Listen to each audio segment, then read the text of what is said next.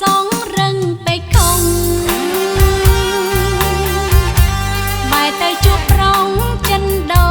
ចស្រីរញ៉ាំរញើខឹងងងងច្រើនក្រៃ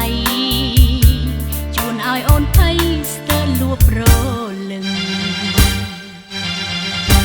អូនខំគប់ចិនធ្វើសាច់ធ្វើយំប្រៀបដូចជាខ្ញុំជួលដាច់ថ្លៃនេះមកពីកម្មរួមនិស័យ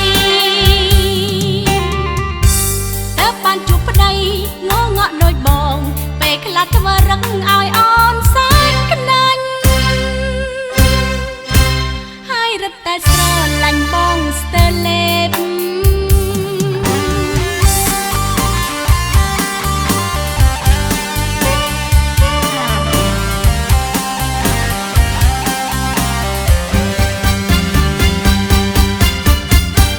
តាមចិត្តខឹងស្ទើរទុកមិនបា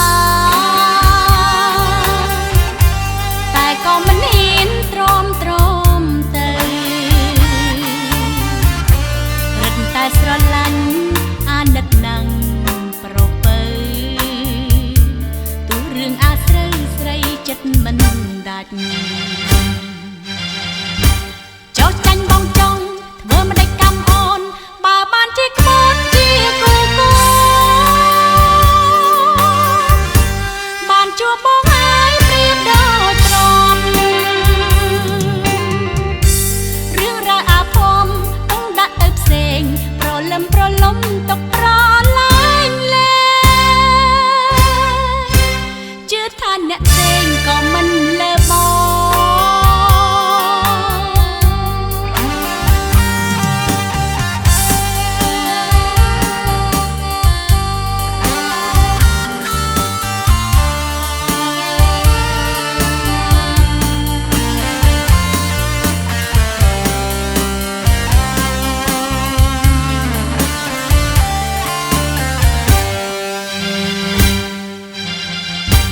ចោះចាញ់បងចង់ធ្វើមិនដេចកម្មអូនបើបានជាក្បត់ជាគូគូ